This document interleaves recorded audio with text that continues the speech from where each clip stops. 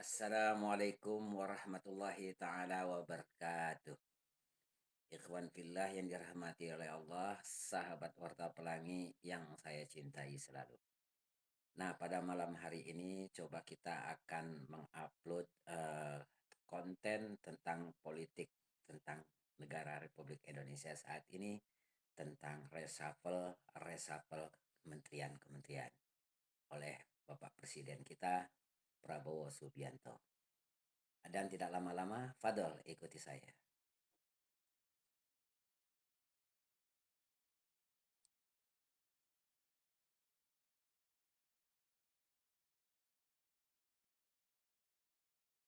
Hmm. Hmm.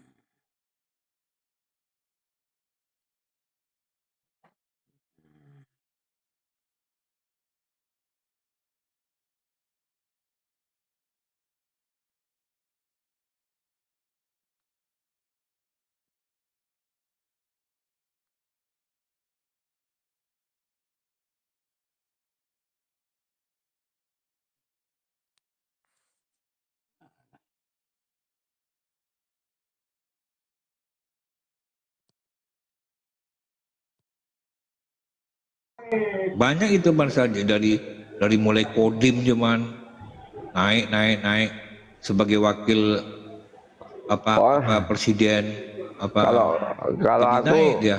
betul. Kalau aku lihat Jokowi itu gayanya gaya mafia. Dia garis komando kadang-kadang ditabrak. Iya betul. Nah, itu. Jadi misalnya kayak gini ya, dia datang ke Pangdam misalnya kunjungan. Kadang-kadang instruksi langsung Pangdam. Ya Pangdamnya nurut, kadang-kadang nanti kasatnya nggak tahu. Kan repot. Kalau baik, aku yang instruksikan. Kalau jelek yang kena nanti kasatnya. Jelek itu kadang-kadang kasatnya yang kena. Gaya mafia, pokoknya one man show. Assalamualaikum warahmatullahi wabarakatuh. Kalau komentar Waalaikumsalam saya itu, warahmatullahi saya wabarakatuh. masih tetap husnuzon sama Bapak Presiden Prabowo Subianto tentang reshuffle kementerian tersebut sangat luar biasa. Lanjut. Nggih, monggo. Iya. Banyak sih yang masih membela kok. Tapi ya orang jelas, dari katanya dari Kostrad. Ini Prof nih. Nah, naik Prof. Ini ada apa nih Bersa naik Prof. Harus naik wajib. Ini Kostrad atau kos-kosan? Ya, secara politik sangat luar biasa, Pak Prabowo Subianto sebagai presiden. Luar biasa cara trik untuk negara Republik Indonesia ini untuk meresapel kementerian tersebut untuk melihat dedikasi putra terbaik Indonesia. Begitu, Bang Kismet. Nah, terus Bang Firman kapan diangkat jadi? Ya, insya Allah saya jadi warga negara Republik Indonesia yang turut serta mensupport kebijakan-kebijakan pemerintah. Begitu. Mensupport walaupun tidak taat pajak. Wah, ini suuzon ini. Ini suuzon ini. Suuzon apa-apa sama kau. Lek aku sok kapan? Ora suuzon aku, sok kapan wae lah. Jadi Prof, halo Prof. Assalamualaikum. Waalaikumsalam. Prof, jadi Bang Ersa bilang ngomong apa tadi malam sama Prof? Waduh, dia bilang. Ribut kami, saya bilang. Tapi ujung-ujungnya cerita apa Prof bilang saya di bawah Bang Kismet gitu. Bukan di koma loh gitu. Ya bingung juga saya bilang kan. Kalau di dalam koma ya reaksi lah saya bilang kan. Profnya gimana nih? Benderanya dia masih bingung saya. Saya bilang itu sama Bersa. Tanya Bersa itu. Ketawa Bersa.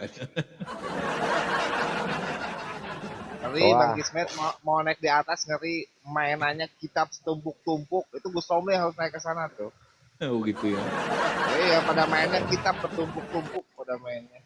Aku kalau gitu aku nggak mau cawe-cawe aku nggak mau cawe-cawe. Gus Romel harusnya masuk ke sana tuh pada main kitab bertumpuk-tumpuk. Romli ya. Ya memang kitab-kitab itu sangat penting seperti undang-undang ada turunan undang-undang itu memang harus betul-betul kita bisa menguasai. Baik itu undang-undang tata negara, undang-undang perdata, undang-undang hukum. Artinya penting banyak kitab yang harus kita baca untuk mendapatkan edukasi-edukasi. Begitu Bang Kismet.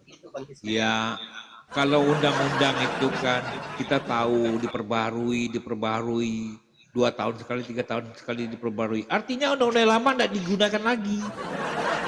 Lah, Tetapi kalau masalah kitab yang lama malah dipakai, lah, yang jangan baru yang dibilang batil. jangan gitu. Wong Bang Kismen aja buka komal undang-undang kok. Kan undang-undang.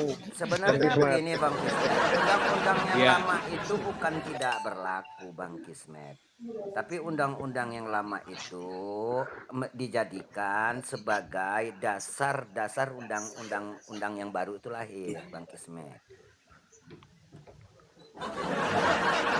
Lah Makanya ini di dalam azas itu ada yang namanya jurisprudensi kan Bang Kismet. jadi Undang-undang 1945 hakikatnya kita samakan dengan Al-Quran. Ya kan? Di bawah undang-undang itu adalah undang-undang apa namanya? Ketetapan. lama sama baru lah. Ya, Ya kan? sebenarnya undang-undang Negara Republik Indonesia tahun 1945 itu sendiri Bang Kismet itu para pembuat undang-undang itu sudah tepat dan benar karena berdasarkan di sana ya di dalam Islam termasuk masuk daripada Al-Quran dan hadis yang dikumpulkan menjadi satu menjadi undang-undang dasar Negara Republik Indonesia ini Bang Kismet.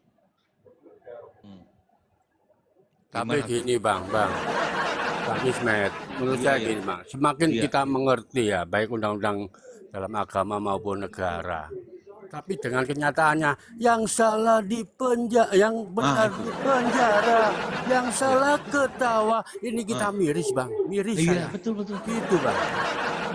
Yang Bukannya benar masuk neraka, yang salah masuk surga. Seperti itu Bang Kemo. Nah, ini agak bahaya dah. iki ini udah pernah masuk surga Pak. Sebenarnya undang-undang itu dibuat untuk agar seluruh umat manusia itu taat pada undang-undang tersebut. Sebagai manusia, karena manusia ini punya sifat liar, lebih buas daripada binatang, maka diberikan suatu aturan. Yang mana aturan itu sendiri sebenarnya untuk menjaga negara Republik Indonesia, menjaga kehidupan manusia melalui agama juga ya begitu. Nah artinya agama itu ada, dijadikanlah hukum-hukum di situ itu agar manusia itu tahu membedakan yang mana itu baik, yang mana buruk. Dan itu hasil kesepakatan bahwasanya apabila kita melakukan suatu keburukan, maka negara menggambarkan bahwasanya setiap kesalahan itu pasti akan dihukum sesuai dengan perbuatannya. Dengan azas pro justisia. Praduga tak bersalah. Iya, Gitu ya. praduga tidak bersalah. Namanya pro justisia, Bang Kismet. Tapi masalah undang-undang tadi loh, orang buka komal aja ngundang-undang kok gimana? Undang-undang dengan undang-undang beda. Ya kalau saya sih sebenarnya begini Bang Kismet, cobalah sekarang ini kita jangan mau diadu domba. Sekarang ini kita sebagai rakyat Indonesia harus mendukung kerja pemerintah kita. Artinya suatu kebijakan, suatu keputusan yang mereka ambil, kita yakinilah itu untuk kebaikan bangsa dan negara ini, bukan untuk kepentingan pribadinya. Begitu Bang Kismet.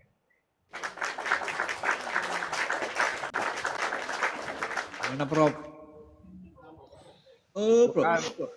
Itu kan harapannya jangan mau apa ya, diadu domba, husnuzon.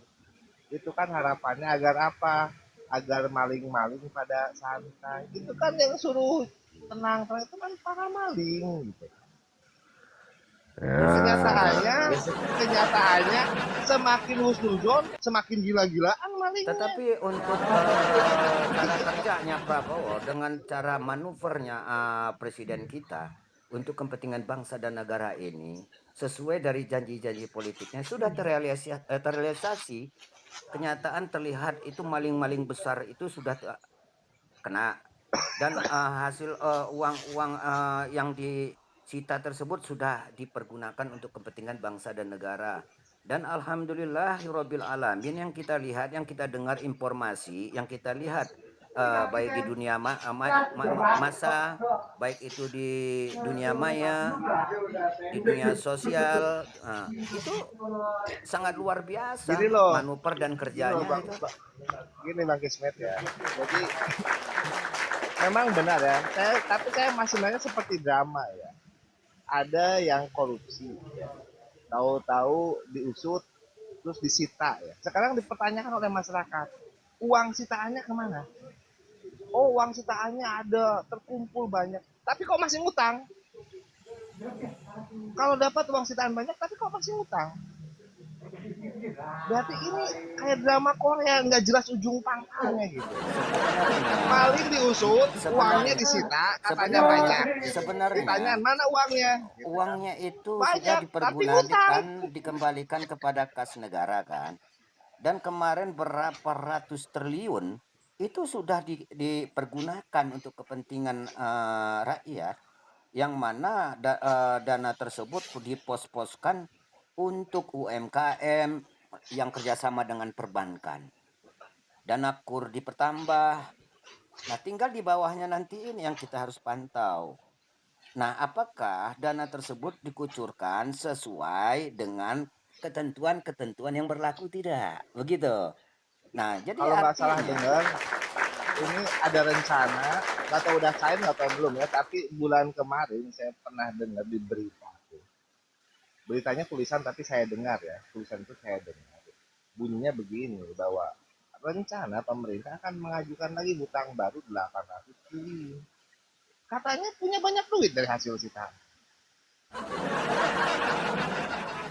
saya rasa itu belum terjadi, artinya itu hanya isu. Artinya kita berbicarakan realita kan, suatu kenyataan yang kita sudah program tersebut sudah berjalan. Nah, artinya kalau yang itu nanti bicara itu biasalah titip omong bisa lebih, titip duit bisa kurang. Karena ada namanya politik, banyak orang punya kepentingan untuk bermanuver untuk menjatuhkan lawan politiknya. Itu lumrah-lumrah saja, tapi kita sebagai rakyat harus cerdas dan pintar. Karena apa? Karena ini kita sebagai bangsa, kita wajib untuk membela negara. Siapa yang mengatur Makanya negara? benar, Yaitu pemerintah. Nah, makanya kita setuju. dukung apa kebijakan pemerintah tersebut. Begitu. Takbir. Rakyat tuh harus cerdas dan pintar. Saya sepakat itu. Sekarang tuh sudah eranya zaman transparansi ya. Sudah bukan mengedepankan husnuzon, mengedepankan cerdas dan pintar, cermat dan teliti, kritis. Jadi bukan mengedepankan husnuzon. Kita dukung. Nanti dulu, sebelum dukung, cermati dulu. Jangan asal main dukung saja Yang gitu kan. terkadang kalau masalah Sebelum protes, cermati dulu. kecermatan Jangan asal itu protes dulu. kita dalam kehidupan aja pada diri kita saja kita kurang cermat. Artinya coba sih. Artinya sebelum kita melebar mengkritik sesuatu hal yang kira-kira itu baru hanya rekayasa atau pendapat pribadi kita sendiri atau suuzon kita sendiri, ya bagus kita kritik dulu diri kita ini. Lo bedakan Apa yang antara sudah kita perbuat untuk be- masyarakat ini, gitu. bedakan antara kehidupan individu dalam sosial dengan dinamika bernegara. Bedakan itu. Iya, Dinamika bernegara itu sudah menyangkut kepentingan masyarakat umum. Kalau kita kehidupan pribadi sosial itu hanya menyangkut apa ya, komunitas kecil, RT, RW lah paling gede kayak Iya, gitu di ya. situ kan Tapi ada kalau bernegara tuh punya undang-undang, yang mana undang-undang itu sudah berlaku di negara Republik Indonesia, bahwasanya rakyat Indonesia diberikan suatu undang-undang itu diwajibkan untuk bela bangsa dan negara. Undang-undangnya sudah jelas. loh, mengkritik satu kebijakan yang layak dikritik itu bentuk dari cinta bangsa dan negara. Jadi Oke, cinta bangsa dan kalau negara itu kita tidak mutlak mendukung mengkritik, saja, kalau kita mengkritik juga. mengkritik itu seharusnya kita Gimana, Bang? siapkan data-data apa Loh, tuh data temuan-temuan, bertebaran. temuan-temuan yang kita telah dapatkan, artinya pool data, baru nanti kita bicarakan. Ada Zaman tempat sekarang ininya. bicara data bertebaran. Orang zaman transparansi kok masih masih meragukan data-data dan berita. Ada Sekarang zaman suatu transparansi. data yang tidak tersimpan. Memang ada undang-undang keterbukaan informasi publik itu sudah menjadikan suatu Hmm. undang-undang. Tetapi lihat apakah kita sebagai masyarakat sudah bijak mendapatkan suatu berita tersebut. Apakah berita itu betul apa hoax? Kembali lagi ke Nah, itu. masalah cerdas dan cermat tadi. Jadi cerdas Nah, gini bukan aja Bang, ini husnuzon. ada berita uang 200 triliun ini mau dikucurkan ke masyarakat. Ini gimana Bang? Sudah, Enaknya Bang. sudah berjalan itu. Dikucari bukan kepada masyarakat, kepada Masyarakat yang mana? bank-bank. Masyarakat yang mana? Bank-bank tuh. Sudah Nah, ya Bang, dikucurkan nanti di dari bank. bank itu nanti kan dikucurkan ke kita-kita Bang, Iya, yang betul, mau Iya, iya. betul. utang. Pakai dana kur ya, betul, betul. Betul itu. Hmm. Silakan kita apa Iya. usaha kita yang kita kita Itu buat itu nih. 200 T itu uang dari mana katanya? Ya itu Dari nggak perlu BI. ya yang kita Dari BI, yang jelas Prof. itu dari kas negara yang dikelola BI. Uang dari kan. pajak itu dikumpulkanlah sekitar 500 triliun. Jadi sekarang Menteri Keuangan yang baru ingin supaya tidak terjadi inflasi, dia beri uang itu tidak boleh statis saja, tetap aja di BI itu, sehingga harus dikucurkan lewat bank-bank pemerintah, misalnya BRI, misalnya Mandiri, misalnya BSI. Ada sekitar 45 bank lah. Lalu diberikan itu 50 triliun ya. Jadi nanti pajaknya persennya cuma 4% saya dengar itu. Kecil. Jadi bank nanti Bang Kismet, tahu nggak beberapa pola penyelewengan anggaran, ya. Salah satunya lewat penyaluran bank. Nanti yang mengajukan oknum, Assalamualaikum. cair dalam jumlah besar gitu kan. Waalaikumsalam. nggak Waalaikumsalam. mungkin Prof. Uang terus kembali nanti bersama bunga-bunganya Prof. Kalau enggak Loh, berbahaya. udah cair kabur. Oh enggak ada, sekarang enggak lagi Prof. Itulah namanya kecuali BCA. BCA kan ada Loh. dipinjamkan Prof. Loh. BCA ada dipinjamkan. Kasus Karena itu kemarin bisa-bisa itu. Bang Kismet, Sritek Hmm. itu berhasil membobol berapa ratus triliun dari bank ini ya, BJB ya. Entah selain BJB entah bank mana lagi. Udah gitu menyatakan payung. Lepas tangan. Ya mudah-mudahan aja. Ya Ya artinya makanya begini. kita tuh kebanyak mudah-mudahan aja Tidak makanya lah, malingnya untuk nggak pernah yang saat ini kalau saya lihat itu sudah cukup sangat bagus kebijakan-kebijakan Loh, yang telah Sritek diberikan. ini terjadi di pemerintahan sekarang. Kasus Iya, Sritek terjadi di iyalah. pemerintahan sekarang. Iya, tapi kan kalau memang ada kasus itu tersebut, ya kan, itu pasti sudah ditangani secara dengan hukum kan. Di mana? Ada kok. Ada berita sedang ditangani. Nah, artinya segala sesuatu itu tidak ada yang bisa terlepas dari hukum yang ada di Republik Indonesia ini. Nah, artinya kita Semua tidak ditangani secara hukum. Semua ditangani secara hukum. Masyarakat mempertanyakan ketika ditangani secara hukum, lalu sanksinya seperti apa? Penyitaannya seperti apa? Hasil sitaannya mana? ya hasil sitanya nggak mungkin dia Ini dipublikasikan. penanganan Tidak akan hukum mungkin secara karena yang jelas setiap namanya disita itu itu semua akan ditaruh ke kas negara. Nah, Itu jadi husnuzonnya, enggak, memang husnuzonnya aturannya gitu. seperti itu. Aturannya seperti Iya, itu. loh, gini loh, banyaknya terjadi kasus, berarti aturan tidak ditaati. Aturan memang bagus, aturan ditaati nggak aturan itu. Iya, yang mentaati Yang banyak aturan yang itu banyak melanggar otomatis kan. yang banyak gini loh, yang banyak melanggar aturan sehingga negara jadi goyah itu siapa? Para oknum, bukan masyarakat kecil. Justru yang Ya, banyak enggak melanggar aturan lah. itu para oknum. Loh kok enggak lah, Enggak. gimana sih? Ya, artinya oknum itu semua keterkaitan itu yang ada. Jadi artinya kita Kenapa jangan jangan disebut jangan oknum? memakai kacamata kuda, melihat Kena hanya ke depan bukan saja. ini pakai kecerdasan loh, pakai kecerdasan berdasarkan transparansi informasi, Iya ya. bang, tahu Kenapa diri bang. disebut oknum? Kenapa disebut oknum? Karena mereka tahu aturan dan mereka tahu celahnya.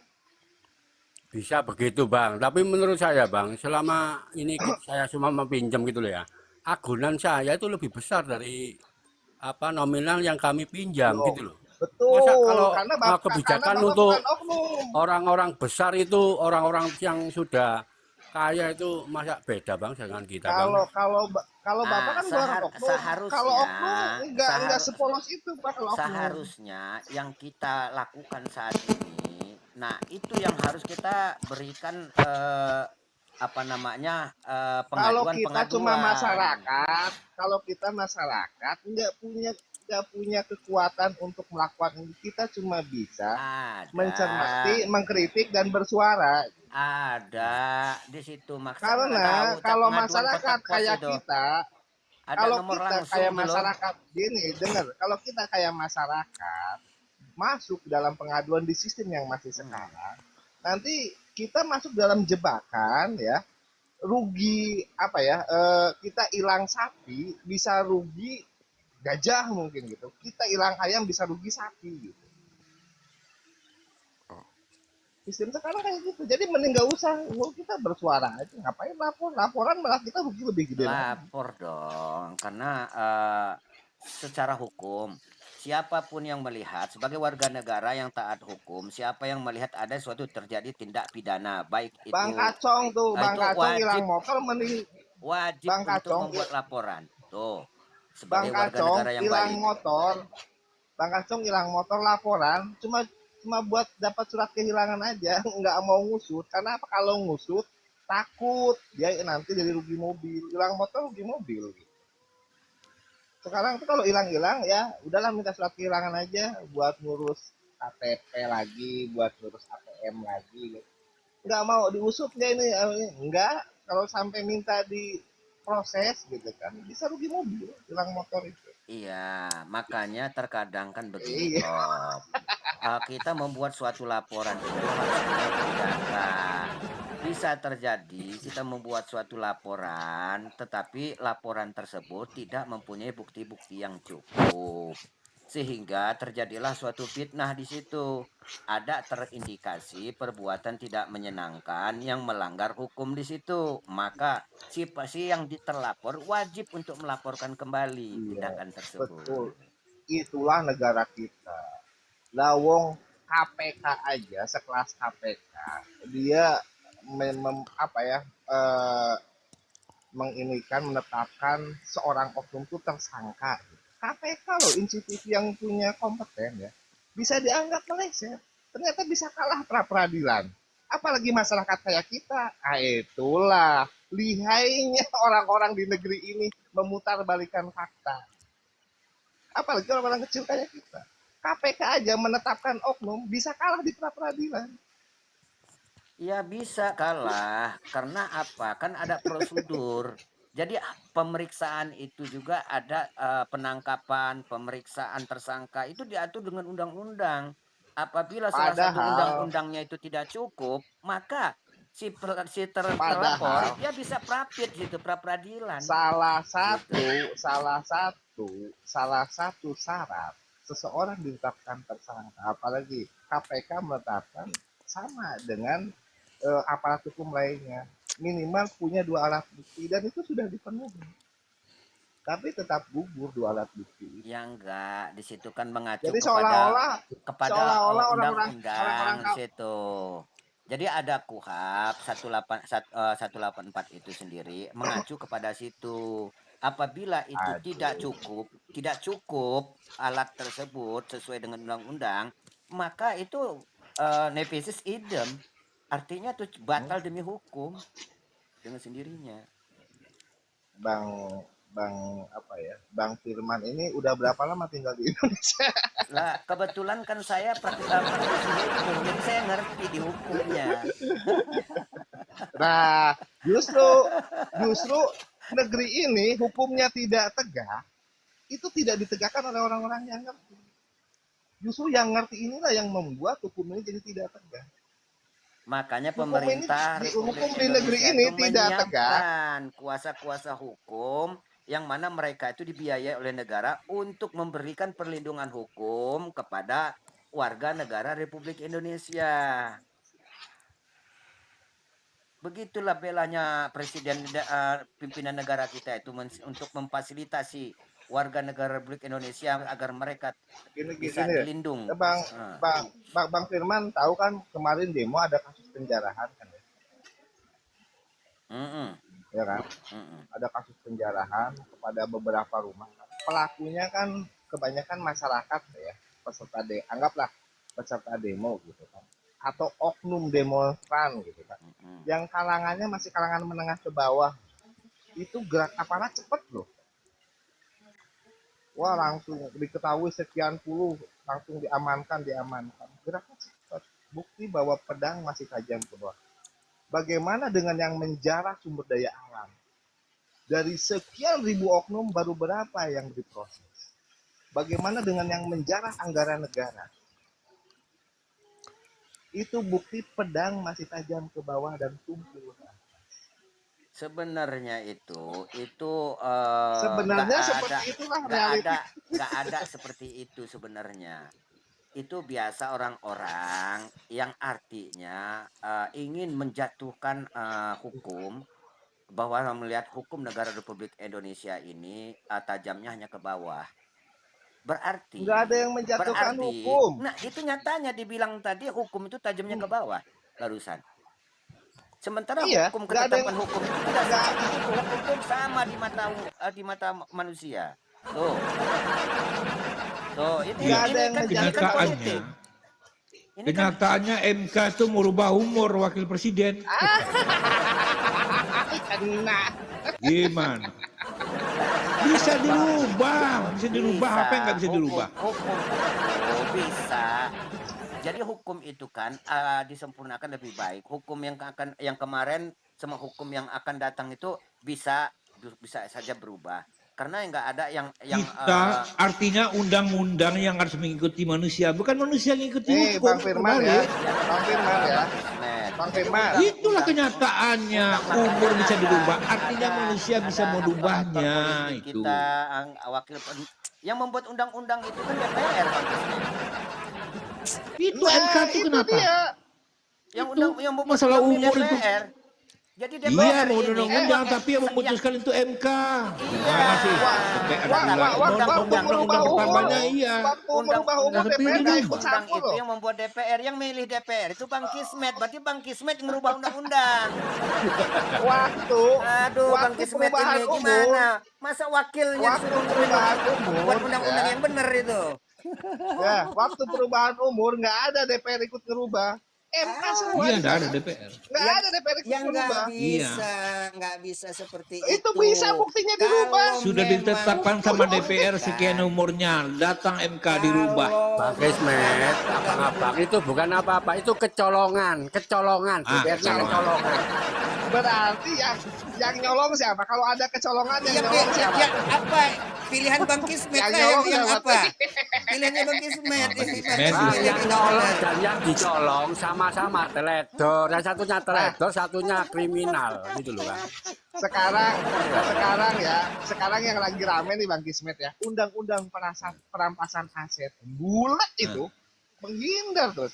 Padahal tuntutan masyarakat sudah sahkan. Masyarakat ini ada cendekiawannya, ada akademisinya yang ngomong tuh sahkan. Tapi di kalangan elit ya, yang tanda kutip oknum-oknum itu bulat aja. Sampai sekarang belum sah-sah ya. UU Tapi perampasan yang aset. banyak Bang Pres, kebanyakan akal bulusnya gitu. Nah, tuh dengerin Bang Firman. Bang Iya, langsung aja tahu. makanya jangan yang Oh, sentral terminal daripada undang-undang yang berlaku di negara Republik Indonesia ini adalah DPR. Karena tugas mereka itulah yang membuat undang-undang. Jangan mereka membuat undang-undang, tetapi membuat jalan untuk bisa merubah undang-undang itu kembali. Begitu. Harusnya si kita ini harus milih milih dewan itu yang benar sekarang ini. undang-undang Begitu. itu undang-undang itu mereka buat beserta celah-celah yang mereka ketahui untuk bisa dimasuki. Dibikinnya buat undang-undang nggak disiapkan celah-celahnya. Nah, itu yang Mereka saya bikin celah-celahnya. bilang. Betul kan? Makanya sekarang ini jangan kita milih anggota apa calon DPR itu dari partai. Pilih aja orang-orang yang terdekat yang kenal sama kita di desa kita. Itu Kan Bang saja. Firman yang yang mengajukan calonnya kan Bang Firman. Nih pilih si ini gitu kan dari Nggak bisa, Pak Ismet kecolongan. nggak bisa Bang Roman. Sebenarnya Semua itu ya tidak pahlawan kecolongan, itu, Bang. semua Gini loh, Bang. pahlawan Kan itu dulu kan waktu apa perubahan umur kan belum tentu Gibran ini sama Prabowo jadi kan gitu kan meremehkan. Setelah jadi baru eksesnya yang ini yang gini yang gitu loh. Ngapain dulu waktu di apa penentuan umur itu meremehkan? Oh, belum tentu jadi aja kok. Setelah Sama jadi lagi repot juga baru dibentur-benturkan dengan isu ijazah palsu lagi. Padahal itu lah. keputusan hakim itu sudah ingkrah. Artinya suatu hukum dengan hukum yang sama untuk digugat dengan hukum yang sama itu nggak bisa karena sudah ingkrah keputusan tersebut. Nah, kita Wah, dipermainkan dengan kemarin isu-isu itu. kemarin KPU ngeluarin udah ingkrah kok bisa dirubah lagi bahwa ijazah calon presiden dan wakil presiden, capres dan cawapres itu tidak bisa dipublikasi. Itu bikin aturan loh. Hanya berapa hari dirubah lagi. Bukan, yang maksud Kenapa tuh? saya itu tadi itu undang-undang yang telah ditetapkan di sana itu sendiri. Artinya sudah Undang-undang diketuk itu kan palu. aturan. Bukan, Undang-undang itu artinya kan aturan. ini bukan bicara undang-undang lagi, tetapi sesuatu yang sudah ingkrah. Ingkrah itu artinya suatu keputusan yang sudah final, yang diketok palu oleh hakim. Dengan perkara yang sama, kita gugat kembali dengan perkara yang sama. Itu Loh, nggak bisa. Bang Firman kan orang hukum. Heeh. Ingkrah final tuh bukan berarti nggak bisa diganggu. Ada yang disebut naik banding kan. Nanti kalau di level legislatif ada yang disebut amandemen kayak gitu kan. Kata siapa kalau Iyalah. ingkrah final nggak bisa diganggu Sudah gugat? ingkrah. Sudah Sudah ingkrah ingkrah contohnya itu seperti Sylvester Stallone. Nggak ditangkap. Nggak dipenjara. Apa ini ada-ada aja. Bukan Sylvester Stallone, itu aktor Hollywood. Sylvester Matutina sih. Ya itulah pokoknya. kenapa itu? Repotnya gini bang, kalau nanti memang Udah ketemu ingkrah itu. bang, Tapi nggak dipenjara kan? ya Pencuri apa itu? ijazahnya pun kalau ketemuan memang nggak ada bang. Ini tapi satu paket bang dengan Pak Prabowo gitu loh. Kalau Pak Prabowo-nya ya kan tahu bahwa Gibran nggak punya ijazah, ya kan Tom satu Lembong. paket tanggung jawab. Kan Nih, gitu bang. Bang Firman, Tom Lembong itu sudah divonis loh.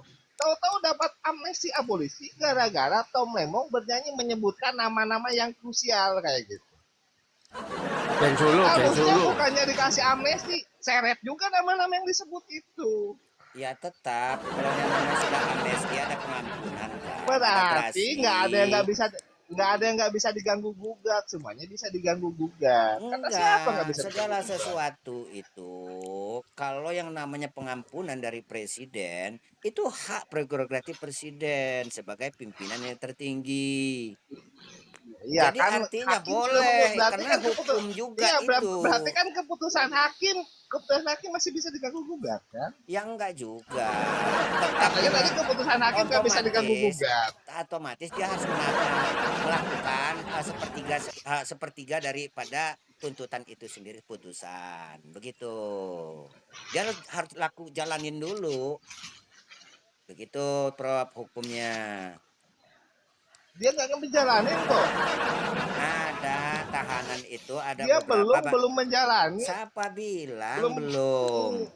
Kata Ada siapa dia sudah menjalani ada sepertiga. tahanan kurungan, ada tahanan kota, ada tahanan rumah. Itu tahanan juga. Coba sekarang saya mau tahu divonis berapa Tom Lembong? Nah, saya nggak tahu. Divonis berapa tahun? Berapa tahun Tom Lembong? Divonis 6 tahun berapa ya Tom Lembong itu ya? Itu kalau sepertiganya taruhlah 2 tahun. Apa Tom Lembong diproses sudah 2 tahun?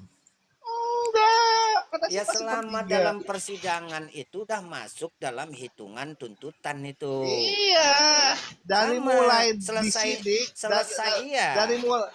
dari mulai disidik, terus Iya. disidang sampai divonis, Sampai terus dapat vonis itu jalan amnesti hukum. enggak sampai 2 tahun, enggak ada 1 tahun pun enggak sampai 1 tahun. Kata siapa seperti itu?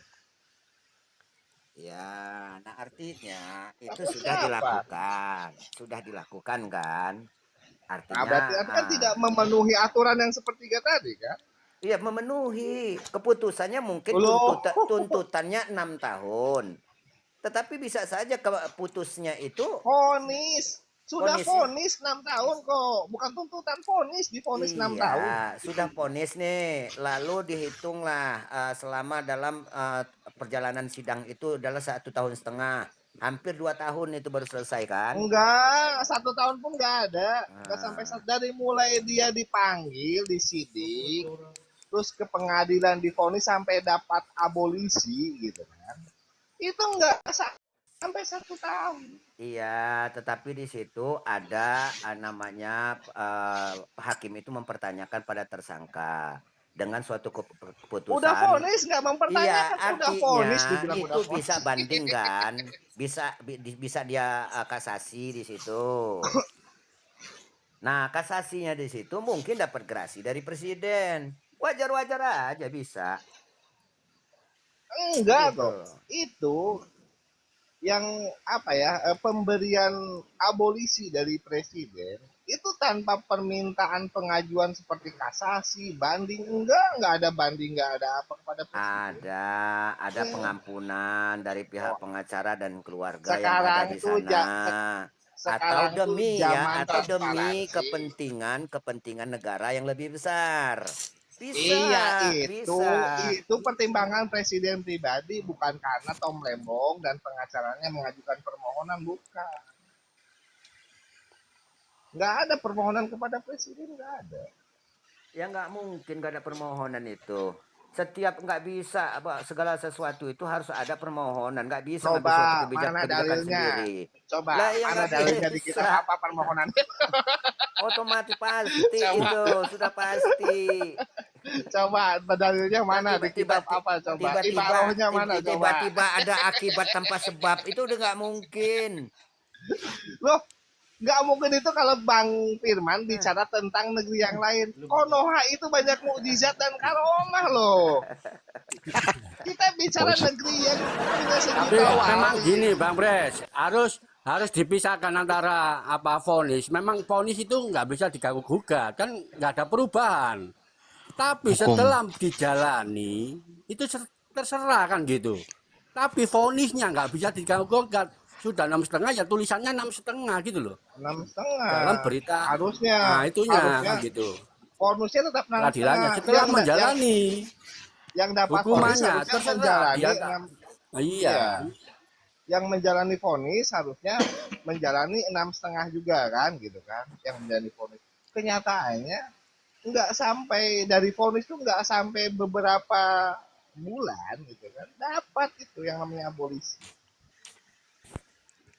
Ini gimana ceritanya ini? Hukum